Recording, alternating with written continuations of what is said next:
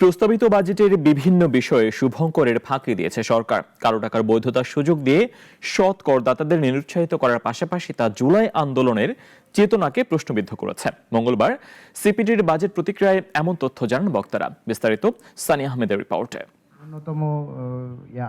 Budget হচ্ছে আগামী 1 বছরের জন্য, কিন্তু করমুক্ত আয়সীমা বাড়ানো হচ্ছে তার পরের 2 বছরের জন্য, যেখানে বিদ্যমান সরকারি আর থাকছে না।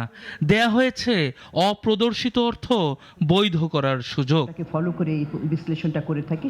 দুর্নীতির বিরুদ্ধে অবস্থান নেওয়ার কথা মুখে বললেও কালো টাকা সাদা করার সুযোগ দিয়ে সরকার জনগণকে দিচ্ছে ভুল বার্তা। আস্থা হারাচ্ছেন সৎ করদাতারা, আঘাত হানছে জুলাই চেতনায়। এই বৈষম্যবিহীন স্পিরিটের সাথে বাজেটারি পদক্ষেপগুলো কিন্তু সাযুজ্যপূর্ণ নয়, এবং আমরা আশা করি যে মাননীয় অর্থ উপদেষ্টা বাজেটের প্রস্তাবনাগুলি আবার বিবেচনা করে সেটা মানুষকেন্দ্রিক জনমুখী করবেন, এবং বিশেষ করে যে বৈষম্যমূলক পদক্ষেপ, কালো টাকা সাদা করার মতো এরকম আরও যে সমস্ত নেতিবাচক পদক্ষেপগুলি রয়েছে সেগুলি পুনর্বিবেচনা করবেন এবং রহিত করবেন।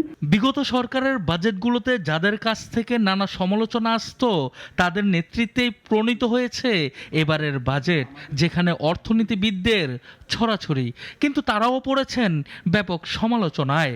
যদিও আশা ছিল অন্তর্বর্তী সরকার একটি সৎ স্বচ্ছ বাজেট দিবেন দেশকে।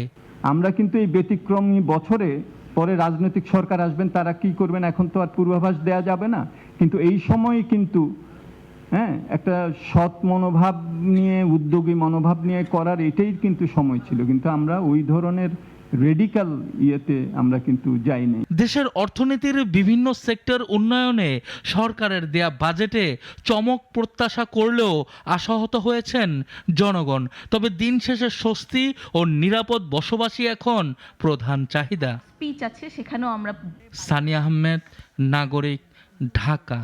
তখন হয়তো আমরা ওয়ালটন আবারও মিলিনিয়ার অফারে ওয়ালটন ফ্রিজ কিনে আপনিও হয়ে যেতে পারেন মিলিয়নিয়ার।